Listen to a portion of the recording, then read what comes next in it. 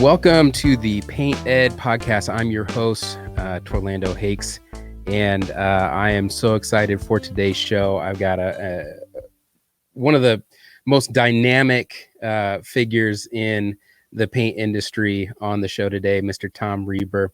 I couldn't be more ecstatic. Me and Tom have a small history. We go back. I was a Uber driver at one point. And he always comes and puts on a show. He's a really dynamic character, and he's got so much going on all the time. So I'm super excited. Before we bring him on, I wanted to mention that the PaintED group on Facebook is freaking booming. If you are not a member of this Facebook group, it's growing fast, and every single day there are different topics, different questions people post. So much insight, so much activity, a lot of really smart industry minds in that group contributing. And so if you've got a problem that you're stumped with, whether it's business related or paint related, this is the group to be a part of. It's a wonderful group and community. And I also wanted to mention that we at the PCA, we provide this group for free. We provide this PaintED podcast for free. But membership is something that helps to support this. And I want to give you one key benefit, something that I really enjoy about membership is the Ask a Peer network.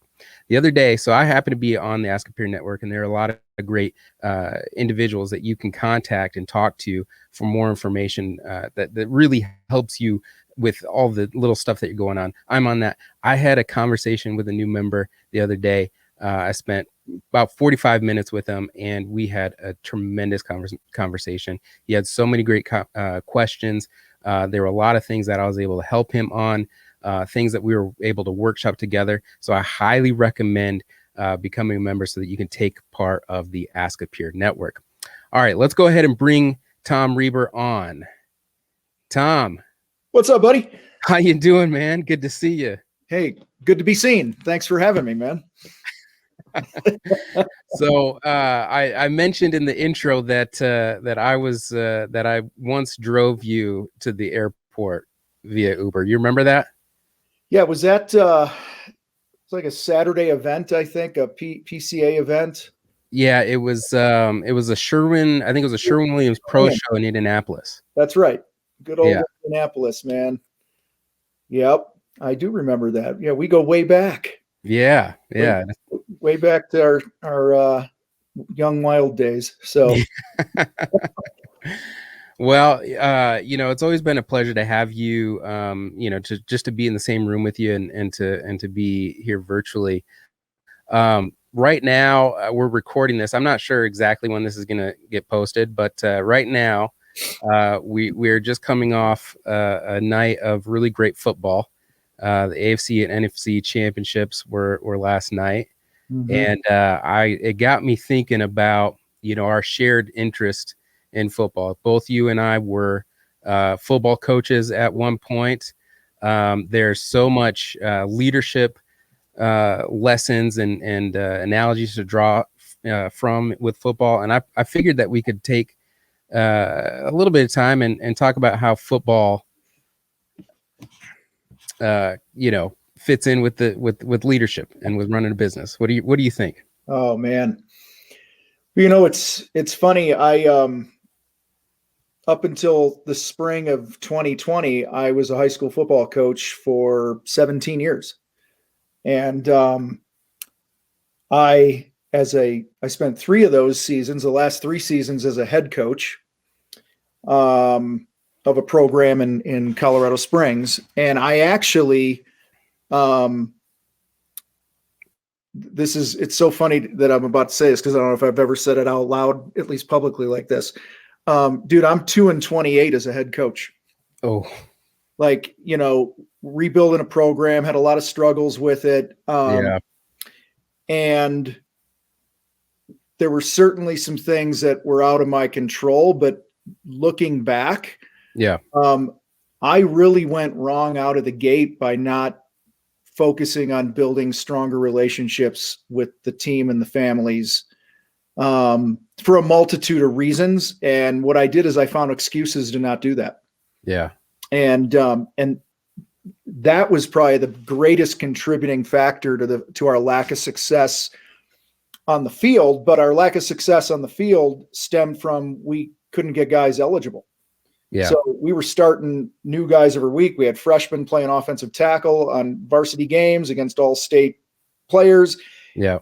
And it was mainly because we didn't get the job done in the classroom. And I now track it back with 2020 vision and go, I needed to do a better job of creating family, creating unity.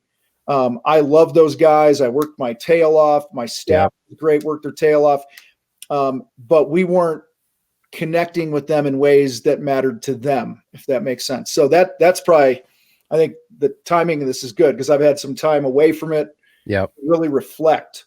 And I made tactical mistakes and schematic mistakes like every coach ever will. Right. But for me, it was, and I think this ties over into business. It ties over to our families, anywhere we're going to be a leader. It's, man, you got to go to people where they're at. And that's where I really dropped the ball and have, a few regrets there. So, yeah. Well, I love that you went immediately to this thing that you didn't want to admit. Mm-hmm. That's part of your like own your crap, ethos, right? I love that. I love that vulnerability. I love having conversations where, sometimes I'll have a conversation where I'll say, one thing that I don't want you to know about me is blank. Mm-hmm. And I feel like there's so much honesty that can come from that. And there's so much truth that can come from it. And that's where you grow, right? Yep. So, go ahead. No, you go. No, the whole, I've been blessed as a player and as a coach through many years of being on some championship programs. And so I was basically taking that worldview of mine into this very different demographic, very different culture. And it was very much my way or the highway, which wasn't the need of the hour when I can look back. And so I just think every situation, every team, every company, every crew you lead, whatever it is, it's going to have its own,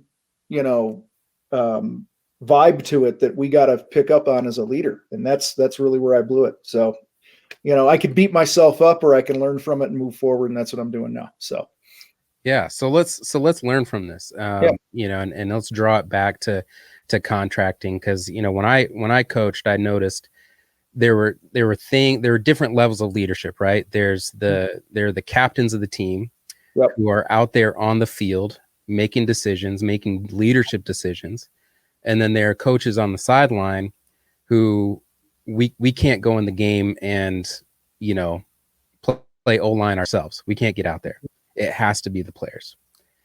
And so there are some companies where they're going to be these leader players, right? Where they've got the brush or they've got the sprayer and they're still out there doing it and they're leading their team. There are going to be other companies that their paint days are far behind them, right? Mm-hmm. Which is, a lot of people dream of getting to that point, and some people make it and some people don't. Some people get there and they realize it isn't as fun as I thought it would be. But now, especially now where we've got, business going pretty well for a lot of folks, big thing is finding guys.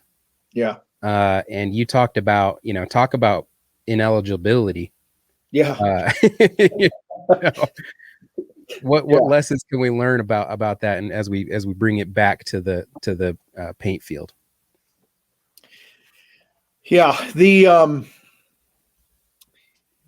one of the things I've learned that's come in really useful is understanding that human beings have, let's acknowledge the elephant in the room. We have a society that's been telling people go to college, don't go into the trades, and all that other garbage of, and it's, the trades are a good fallback option. Let's move all that aside because those are just the conditions we have right now.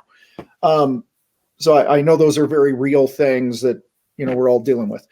But but I think the game changer for me and the people that we've worked with my team and things like that, and had a lot of progress, is understanding that every human being as an individual has certain fears, things that keep them awake at night. And many years ago, there was a big, huge book that was written that studied people all around the world, cultures, economic levels, races, religions, and they found that there were about 4 or 5 common fears that people had. And what I've learned is that each fear creates a need that we can do our part as a leader to meet. And I think, and so I'll go through these quickly, and I'll spend a little more time on 1 or 2 of them. But the first is, we all, at some level, we have a fear of death, which drives the need for security.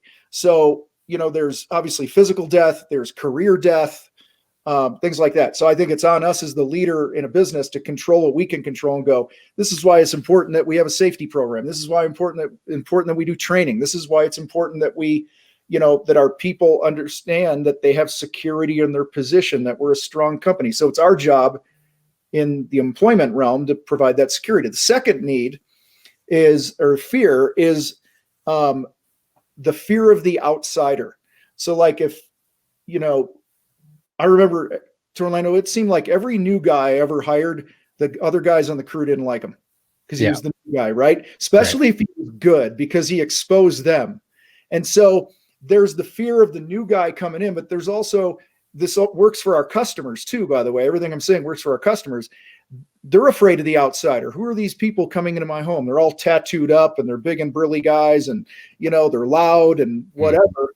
Like, there's this fear of the outsider that drives the need for us as a leader to build community. So that's why it's important to, again, what are those things that are important to your employees? It's why taking everybody to breakfast or lunch when a new guy's hired, they show up on the first day. Dude, most of us, Torlando, you show up for your first day of work and I go, oh shit, you're starting today, aren't you? Right. Versus, they walk in, everyone's there to welcome. Here's your shirts. Here's your phone. Here's your business cards. We're going to breakfast. Here's the plan for the week, of the training and the onboarding. And so it's really creating that community. It's about taking time to really have each other's back. And that's what I was referring to, that I dropped the ball as a football coach, was this community. Yeah. Third fear is the fear of chaos. Human beings fear chaos, which drives the need for order. So the more order that we can provide in our company, regular meetings, clear scopes of work, how do I win here? How do I succeed here? What happens next? Right. And those things. The next big fear is the fear of an unclear future, which drives the need, obviously, for clarity, which is why a lot of people don't come into the trades or stay with our companies when they do, because they don't see how their life is going to be better in the future if they stay here. Because in my world, we call it a mastery ladder. Like, you come in here and you move yourself up as you master skills and whatever. So if a true winner doesn't have a clear path to winning more, they're not going to stay here because they don't have that clear future. And then the last fear we have, most of us, is the fear of being insignificant, which drives the need for importance. Like, we want to feel important in what we do. So what I found, to sum up all this, if I can understand where people are coming from, what they're fearful of, what needs those drive, it gives me targets to put on as a leader to go, how can I create community this week? How can I provide a clear future for somebody? Where is the chaos? I've done this in company meetings where I sit down like, all right, write down the top 3 areas or ways that you feel chaos in our business right now. Mm-hmm. And now that gives me something as a leader to focus on to provide order. Yeah, definitely. I want to go back to the community aspect, because it had me thinking a little bit about when I was a player, when I was a football player. I went to 3 different high schools, which, when you're going into a system where everybody's been playing together since, Pop Warner, and you've got to come in and who's the new guy, and you got to prove yourself. I'll tell you, I didn't have a single year of my high school football career where I didn't have a starting position, but it was work to get there. My second school, when I was making the transition from JV to varsity, a brand new coaching staff came in, and during the summer, one of the coaches said, if this list of people don't get in the weight room this summer, they are going to be on JV again. And my name was on that list. And it nearly crushed me, but it also motivated me in a way, because I was like, no, I'm not going out like that. But the challenge, what really happened that season, so I didn't start at first. It took me about 3 games to, I made varsity. I wasn't starting. It took me about 3 games to get my starting position back. But meanwhile, the culture of the team was breaking down because we started losing games. Our star quarterback, who was getting scouted by Florida State, tore his MCL. We started losing these games, and our culture started to deteriorate, and the new coach couldn't keep us together. Yeah. And one of the things that I thought was most telling about it, about the whole thing, was, you get the stickers on the back of your helmet. We had a sticker on the back of our helmet that said pride. Yeah. Everybody had pride, but not the good pride. It was, it was ego. Harmful pride. Yep. Yeah. Now the next school that I went to, this was going into my senior year, brand new school. I went to the coach day one and I said, Coach, you don't know me, but I'm going to start for you. And I'm probably going to be a captain. And every single day I told him that, and I worked my butt off. But that community, that getting in on the locker room, that was so difficult. And I wonder what leaders, what coaches, what player leaders can do to build that community when it can be so hard to come by, and when our natural instinct is to buck up against the outsider. Yeah. Well, I think you touched on it earlier when we were talking about just being vulnerable. I think so many times as a leader, whether it's a coach of a sports team or if it's the owner of a company, the people that are on the team or work for the company oftentimes think that the coach or the boss or whatever doesn't struggle with some things. And, and I think there's a fine line between, airing all your crap to your employees and then being just vulnerable to win their respect, right? I think and only what that is based on their maturity. But I remember a situation many years ago where it was really tough. It was during the Great Recession back in the day, and we had to give pay cuts to everybody, including ourselves as owners, and it was rough. And I remember sitting everybody down as a company, and I'm like, guys, I'm concerned. Obviously, you are too. I'm wondering, if we're going to be able to make this, blah, blah, blah. Like, I was just honest about how I was feeling. And I said, this is what we're going to do about it. We've taken 30% pay cuts. We're 20% for everybody else across the board. And then I was just open and honest. I went to just having some empathy, right? Like, I imagine you guys are pretty worried about your future. I imagine you're wondering how you're going to pay your bills and your mortgage and all the other things that you've committed to. And I feel that weight for not just myself, but you guys as well. But guys, I just want to give you permission. Do whatever you have to do to support your family. But I really feel that we're stronger together through this. But I totally respect you and your decision if you have to move on. And dude, nobody left. And I think nobody left because by then we had created this environment of, it was safe to just be yourself there. It was a place to where you really had each other's backs. And I'm probably most proud of how we were able to keep them together. And when we got through it, I asked one of the guys, I said, why did all you guys stay? And they just said, well, we feel heard. We feel respected. We feel like you get us and you don't bullshit us. I mean, we opened up our books to them at certain times, at least our foreman, really let them know what's going on. And that really gave them some perspective of things that we were carrying the weight of. And so I think, I remember my high school days growing up, one of our coaches getting up and sharing that he was a recovering alcoholic and he was really struggling with it. And if you guys could just, keep me in your prayers. And this is before social media. This is in the 1980s, man, right. But it related to a lot of us players because, I had a dad who drank a lot, and a lot of my buddies did. And alcoholism was a problem, and gambling and all these other things that we're dealing with at home. It made me trust that coach more because he was vulnerable about things that he was struggling with. So I think if you're looking to unify your team, I think that would be a good place to start because, I think it was Josh at Albright a couple of years ago. I remember during one of my talks at a PCA thing, he raised his hand in the back. He said, "Can I share something?" He's like, "Man, we were talking about building a team of winners, right? And what I call FWs." And he's like, "I opened up a problem to the company in a meeting one day, and the lowest guy in the totem pole came up with this idea that changed the game for us." And so Josh just standing in front of the company one day going, I don't know what we're trying to figure this out, whatever the problem was. I don't remember what it was, but I think we don't have to have all the answers. Right.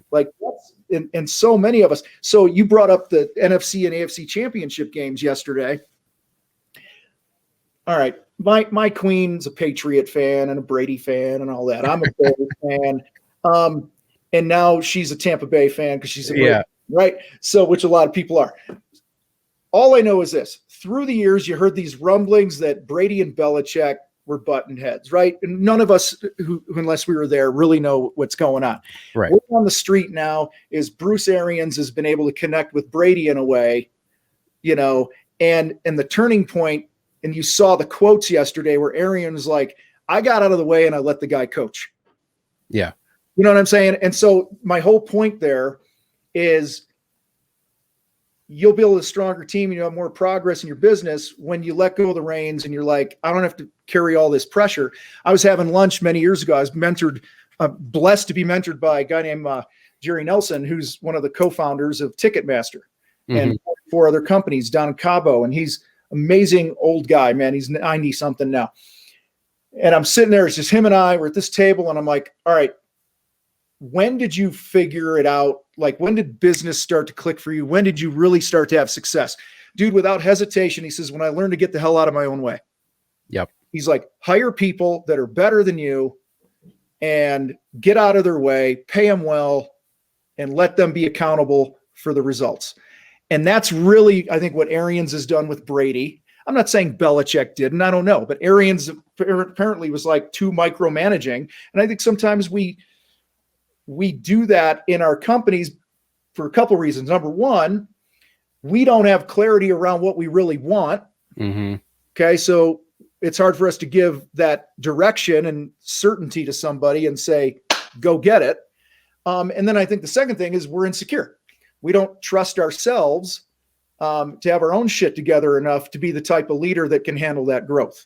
Right. So I think it's a combination. At least that's what I've seen. Yeah, and there are other factors I've seen as well, just not only myself, but in other worlds where I've had leaders. Sometimes a person wants to be helpful. Sometimes a leader wants to be helpful, and so they jump in and they don't recognize how much power they have. Somebody might present a problem to you, and if you're not as developed as a leader, you might go to just answer it immediately rather than thinking about the development of the individual and saying, well, what have you tried, or what are you thinking? Love that. Right. And putting it on them first. I think I feel like that's pretty common. Yeah. And the reason that sucks so much for the employee is because it zaps their creativity. Mm-hmm. Right. It zaps their power. And they just jump at what the boss says. I have a thing that we say in my company here in the Contractor Fight that if it fits within our values and if it's ethical and it's truly the best thing for them, give it a shot. Go for it. I trust you. Like, I wouldn't have hired you if I didn't trust you, you know? And I think back, you know, if you talk about a painter, I remember one incident, it was an incident, it was a good thing, with a guy that worked for me. He called me up one day and he's like, had a problem. He'd been in the industry for years, dude. He'd been with us for years. Calls me up with this problem. And I go, hey, let me ask you a question. Because he had the habit of calling the boss, right, to get approval for things. Oh, yeah. Yeah. That guy. Yeah. Good guy, good intentions. I'm not ripping on him, but it's distracting when I'm trying to do my stuff. And I'm like, dude, make a decision. And yeah. So I don't know what made me do this. I just got lucky with what came out of my mouth, I guess. But I was like, well, dude, let me ask you this. If this were a side job you were doing on Saturday and you ran into this, how would you handle it? He goes, well, I do this, this, this, and this. I go, sounds great. Do that. I hung up on him. He never called me about shit again. And because it was like, dude, I trust you. Yeah. And I think they have to hear that from us. Like, man, you know, we can't get out of our own way. When painters, listen, I've worked with all trades. I'm telling you right now, I grew up one. I am one. You are one. We can complicate a one-man parade. A painter can complicate anything. All right. More than any other trade I've seen, we make shit more difficult than it needs to be. Okay.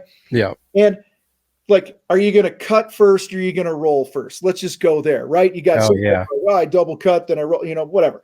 I cut, roll, or this guy wants to roll because the roller will do more of the work and then you got less cutting. Like, yeah, that'll start a war online in a chat room. Yeah. You know, I did a post on, you know, how many man hours to paint a 12 by 12 by 8 foot high room. I just wanted to poke the hornet's nest, right? I was like, hey, painters, right? Yeah. And it was crazy. Like, dude, some guys were like, oh, it's a 3-hour job. Other guys are like, it's 16 hours. It's me and my helper for the day. And I'm like, for a bedroom, walls only 2 coats? Like, right. Anyway, the point is, we have our own preconceived ideas of how shit should work.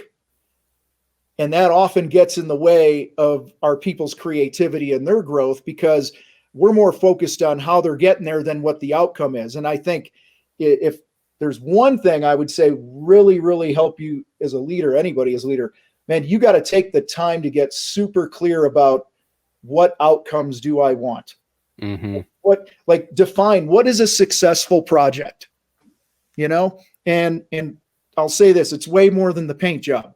Yeah. Okay? There's a lot that go into it. And so until you have clarity around those things, and then you're consistently putting everyone's eyeballs and ears on those things and training and accountability, KPIs, all that other stuff, you're going to just have a moving target. And it's going to be so much harder for people to get on board with where you're going. Totally. When I kind of had that same experience that you were talking about with the guy that was, you know, calling all the time. And, it got to the point where I was just like, I don't know. You know, I just started saying, I don't know. And he stopped calling because I just kept saying, I don't know. Yeah.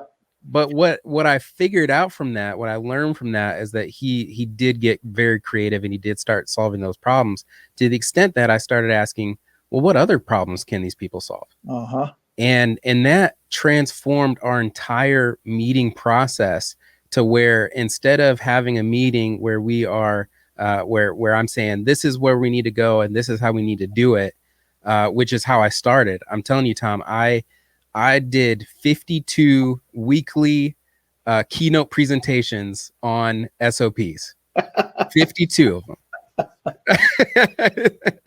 and nobody cared. Nobody cared at all. I mean, they were just eyes glazing over. But when I changed the meeting structure to what's causing you pain in the business, hands go up. Right. You know, this is the problem. Okay, what do you think would make it better? Mm-hmm. That's where these ideas start coming from, and my SOPs started to be generated from my team. Yeah. And what that did is it gave them ownership over the SOP. It wasn't just somebody dictating them what to do. It was them saying, this is how we do it. And they have ownership and pride over that. And so they make sure that it happens. And what you did there is you addressed their fear of being insignificant. and not important. You gave them something they can contribute to. So now they feel like they mean something in this company or organization. Like I remember times where I'd throw a box of donut in the room with my crew leaders and I'd go, hey, figure out the process that we're going to do this. I'll see you in a half an hour. Yeah. And I'd come back and go, what do you got? And they're like, this is what we got. And I'm like, sounds good. Let's go. Yeah. Like, because you guys are the ones implementing it, you know? So yeah, man, I love, you get the group think on it, you know, and that's true. You let them hash it out a little bit, and that bonds them as well too.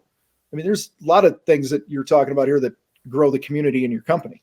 Exactly. Mm-hmm. Well, Tom, I want to be super respectful of your time. I know you got a lot of stuff going on. Tell us a little bit, tell us what you can.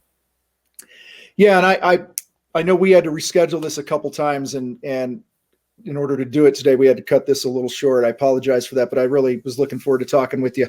Yeah, back last fall of 2020, I started filming as the host of a new reality show on HGTV. The working title, and I have to say that because they could still change it until the network actually starts running commercials about it and stuff. The working title is called Unfinished Business, and myself and a team goes in and helps people finish projects. And dude, I tell you, it's been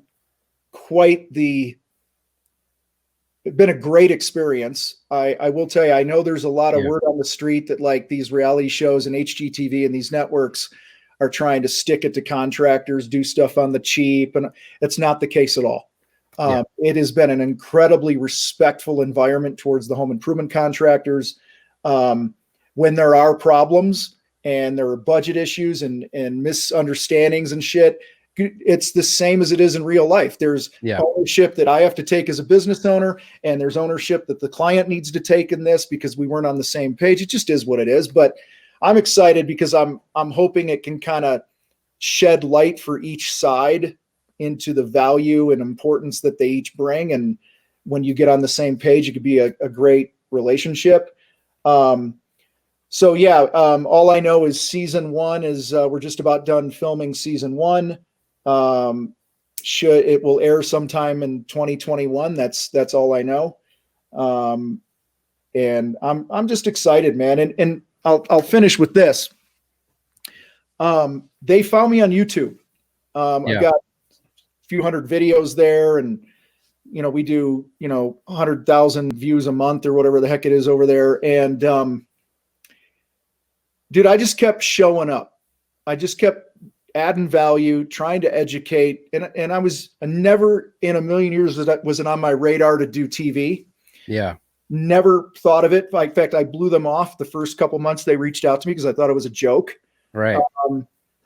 And I'm bringing this up because I'm always telling painters and contractors, create content, like add value, educate, all those things.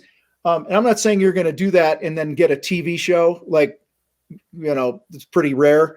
But I can promise you guys this: if you commit to content, commit to being the best educator in your market, to truly being a giver, I don't know how it's going to come back to you, but it's going to come back to you in a real positive way. To me, that is the one strategy that I will never abandon with any business I ever own. Torlando is just positioning myself as that educator. Yeah. Nothing but good comes back from that. So I really want to encourage people, start answering those FAQs that people get you. Pull out your video camera and do stuff on social. There's too many third-party websites that are getting SEO rankings. Mm-hmm. And we're the ones with the answers. Yeah. You know what I'm saying? They're paying for the ads, and they got these team of kids that come right out of college, don't know shit, and they're writing articles on what it costs to paint a room. Right. It should be us that are educating people. And I think when you do that over time, the compound effect will be, it's a no-brainer when it comes time for somebody to hire a company. They're going to find you and hire you.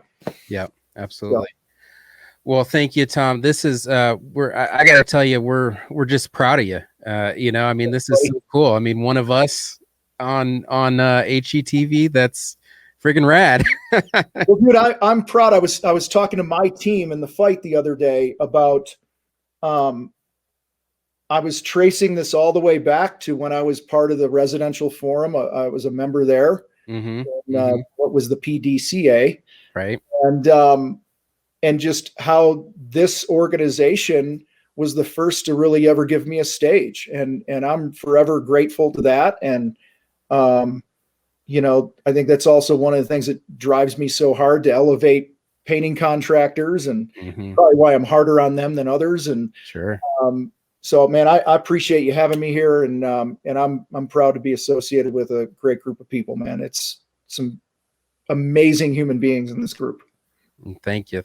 Anywhere we can send people to learn more about you? ContractorFight.com or the Contractor Fight anywhere on social. All right. Awesome. Yeah. All right, Tom, thank you so much. And we'll talk to you soon. I'm gonna send you backstage and close out the show. Sounds good, buddy. I'm gonna go catch a plane. So sounds good. Have fun. Thanks, man. We'll talk to you soon. Bye. Bye. All right. Well, there you have it. There's Tom Reber, the man, the myth, the legend. If you are not listening to his podcast, watching his YouTube shows, please do. Again, my name is Torlando Hakes. This is the PaintED podcast. Thanks for viewing. We will see you next time.